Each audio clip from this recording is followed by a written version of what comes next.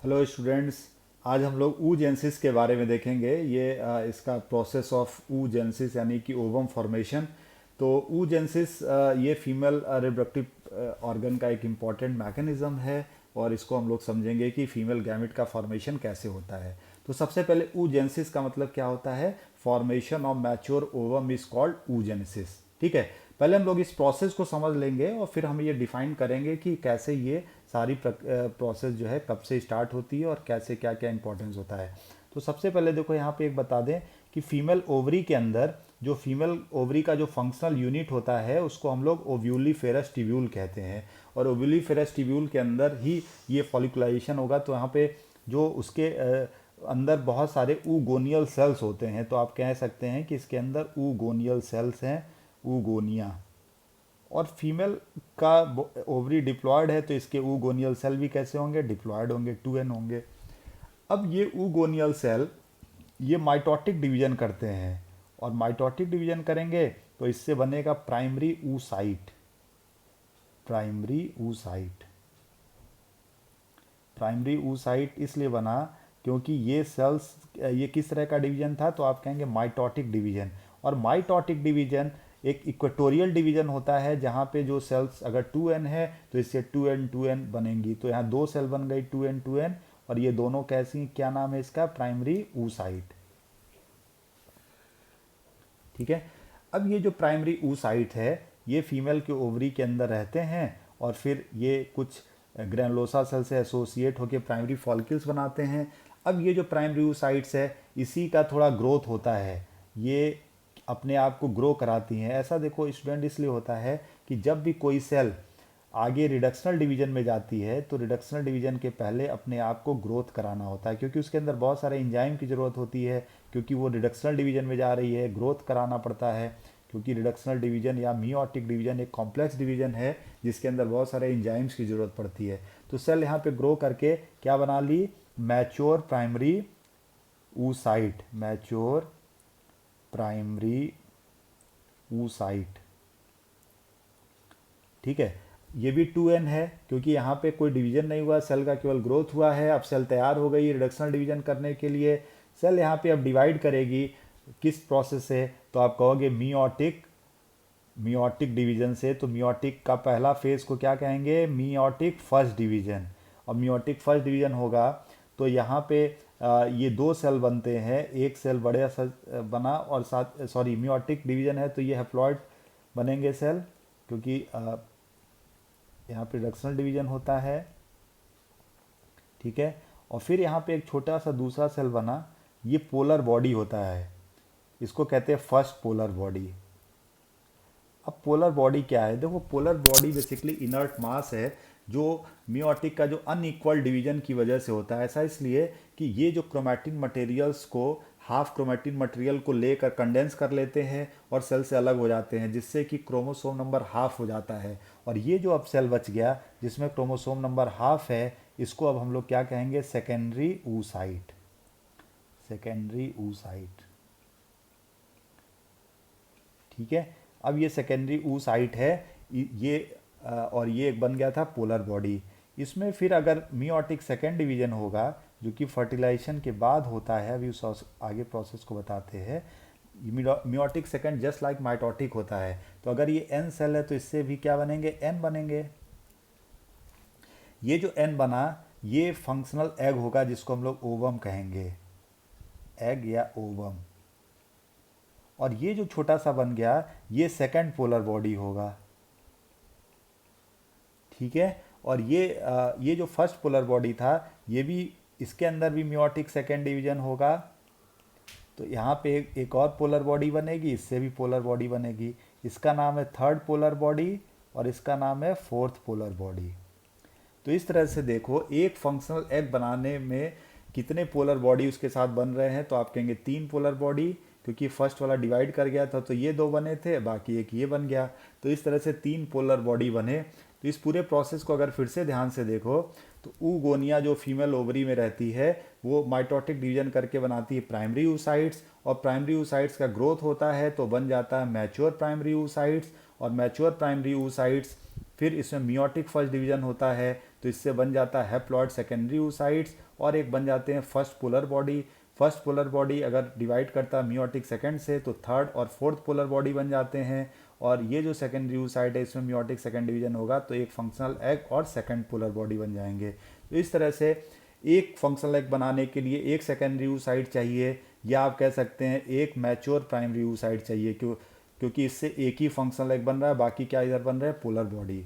अब इस प्रोसेस को फीमेल के ओवरी के हिसाब से देखें तो स्टूडेंट्स आपको बता दें कि oogenesis प्रोसेस फीमेल के अर्ली एम्ब्रियोनिक डेवलपमेंट से स्टार्ट हो जाता है, और फीमेल के ओवरी में, फीमेल की जब बर्थ होता है तो उसके ओवरी में बहुत ज़्यादा oogonial सेल्स रहते हैं। ये oogonial सेल्स रहते हैं फीमेल के ओवरी में, ठीक है, मिलियंस में रहते हैं। ये oogonial सेल्स क्या करते हैं कि ये डिवाइड करते हैं, और डिवाइड करके यही बनाते हैं प्राइमरी oocyte। Primary oocyte। तो फीमेल का जब बर्थ होता है तो ये प्राइमरी oocytes उस समय क्या करते हैं कि उनके ओवरी में कुछ ग्रैनुलोसा सेल से एसोसिएट हो जाते हैं, और ये प्राइमरी oocyte ग्रैनुलोसा सेल से एसोसिएट हो गए तो इसका नाम हो जाता है प्राइमरी फॉलिकल्स। अब ये चेंज हो जाते हैं प्राइमरी फॉलिकल्स में, ठीक है। अब ये प्राइमरी फॉलिकल्स फीमेल के ओवरी में रहते हैं। अब फीमेल का जब ऐसे ग्रोथ होता है बर्थ के बाद तो प्यूबर्टी एज में जाती हैं फीमेल, तो ऐसे में ये बहुत सारे प्राइमरी फॉलिकल डिस्ट्रॉय हो जाते हैं, और उसके ओवरी में जो प्यूबर्टी के समय 60,000 से 80,000 फॉलिकल्स के आसपास ये प्राइमरी फॉलिकल्स उसके ओवरी में रहते हैं, ठीक है। और ये प्राइमरी फॉलिकल जो है इसमें एग किस स्टेज में है, तो देखो ऊपर हमने बनाया है ये एग किस स्टेज में, प्राइमरी oocyte स्टेज में है। तो एग यहाँ पे उसके अंदर प्राइमरी oocyte स्टेज में है, ठीक है। अब ये जो प्राइमरी फॉलिकल्स थे, प्राइमरी फॉलिकल्स ये चेंज होते हैं कुछ ग्रैनुलोसा सेल से और एसोसिएट होते हैं, और ये चेंज हो जाते हैं सेकेंडरी फॉलिकल्स में। सेकेंडरी फॉलिकल्स ये चेंज हो गए सेकेंडरी फॉलिकल्स, ठीक है। सेकेंडरी फॉलिकल्स फिर क्या करता है कि इसमें फिर ये ग्रैनुलोसा लेयर से एसोसिएट करता है तो ये कन्वर्ट हो जाता है टर्सरी फॉलिकल्स में। टर्सरी फॉलिकल्स में, ठीक है। अब ये जो टर्सरी फॉलिकल में जो ग्रैनुलोसा लेयर थी इसके बारे में आप थोड़ा समझ लो कि ये जो ग्रैनुलोसा लेयर थी वो दो लेयर इसमें होते हैं। एक होता है थीका एक्सटर्ना, बाहर की तरफ होता है, और दूसरा होता है थीका इंटरना जो कि अंदर की तरफ होता है। ये जो थीका एक्सटर्ना है ये एक हार्मोन अब रिलीज करता है जिसका नाम एस्ट्रोजन, और इसी एस्ट्रोजन की वजह से ये जो टर्सरी फॉलिकल्स है बहुत तेज ग्रो करती हैं, और ग्रो करके ये चेंज हो जाती हैं ग्राफियन फॉलिकल्स में, जिसको हम लोग क्या कहते हैं, मैच्योर फॉलिकल्स,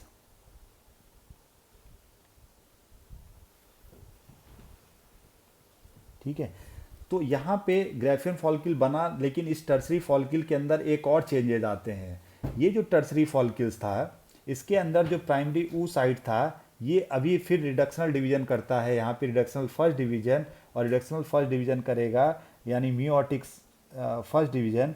तो मियोटिक फर्स्ट डिवीजन के बाद ये जो प्राइमरी oocyte था वो चेंज हो जाएगा किसमें, सेकेंडरी oocytes में,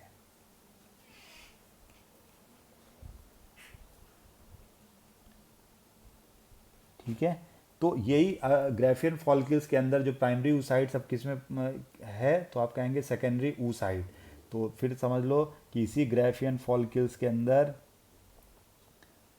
जो सेकेंडरी oocyte है वो आप जानते हैं पिट्यूटरी से हार्मोन निकलता है LH, इससे ओवल्यूट करता है, तो ओवल्यूशन के बाद क्या रिलीज होता है, सेकेंडरी oocyte, और फिर सेकेंडरी oocyte में स्पर्म आता है, इसको फर्टिलाइज करता है, तो उस समय मियोटिक सेकेंड डिवीजन इसमें कंप्लीट होता है, और मियोटिक सेकेंड डिवीजन कंप्लीट होने के बाद फिर ये एग स्टेज में जाते हैं। अगर इसमें हम लोग इस तरह डायग्राम से समझ सकते हैं, आप ये देखो इसमें फीमेल ओवरी में है, यहाँ पे जो प्राइमरी फॉलिकल्स हैं ये, ठीक है, ये प्राइमरी फॉलिकल चेंज हो रहे हैं सेकेंडरी फॉलिकल्स में, सेकेंडरी फॉलिकल फिर चेंज हो गया टर्सरी फॉलिकल में। टर्सरी फॉलिकल में एक करेक्टरिस्टिक फीचर होता है कि यहाँ पे एक फ्लूइड फिल्ड कैविटी होती है जिसको हम लोग क्या कहते हैं, एंट्रम। तो ये फ्लूइड फिल्ड जो कैविटी है ये टर्सरी फॉलिकल का करेक्टरिस्टिक फीचर है, इसमें एंट्रम होता है, ठीक है। अब ये टर्सरी फॉलिकल हमने बताया कि इसी में फिर जो है मियोटिक फर्स्ट डिवीजन होगा और जो प्राइमरी oocytes थे वो चेंज हो जाते हैं सेकेंडरी oocytes में। तो इसके अंदर एग किस स्टेज में है, सेकेंडरी oocytes, और फिर इसी में ओवल्यूशन होगा तो एग रिलीज होगा। तो एग जो रिलीज होगा वो किस स्टेज में है, सेकेंडरी oocyte। फिर इसमें मेंस्ट्रुअल साइकिल हमने बताया था कि मिड ऑफ द साइकिल में एग रिलीज होते हैं। और इसको आप ये ऐसे यहाँ पे इस वाले प्रोसेस को देखिए, जो oogonial सेल थे इसमें माइटोटिक डिवीजन हुआ तो प्राइमरी oocytes बना, प्राइमरी oocytes ग्रो कर गया तो बना mature primary oocyte, mature primary oocytes में रिडक्शनल डिवीजन हुआ तो यहाँ बन गया सेकेंडरी oocytes और बन गया first polar body. Secondary oocyte के अंदर फिर मियोटिक सेकेंड डिवीजन होगा तो इससे क्या बन जाएगा, ओवम, और फिर क्या निकलेगा, सेकेंडरी पोलर बॉडी। ये फर्स्ट पोलर बॉडी अगर फर्दर डिवाइड कर गया तो थर्ड और फोर्थ पोलर बॉडी बनते हैं। तो ये जो ऊपर का प्रोसेस देख रहे हैं जिसमें oogonial सेल प्राइमरी oocyte तक बना, ये फीटल लाइफ में होता है। और फिर इसके बाद प्यूबर्टी के समय ये यही ग्रो करके मैच्योर प्राइमरी oocytes बनाती हैं और इसी में प्यूबर्टी के बाद रिडक्शनल डिवीजन होता है और फिर बनते हैं सेकेंडरी oocytes। तो डियर स्टूडेंट्स, आज हम लोग ये oogenesis प्रोसेस देखे। और oogenesis से रिलेटेड अगर आपको कोई क्वेरीज हो तो आप सजेशन बॉक्स में ज़रूर पूछिएगा, या फिर और किसी स्मॉल टॉपिक पे आप चाहते हैं इस तरह के वीडियो लेक्चर्स तो हम बताएंगे और आपकी कोई भी क्वेरीज है तो उसको सॉल्व करने की कोशिश करेंगे। तो आज के लिए इतना, थैंक यू।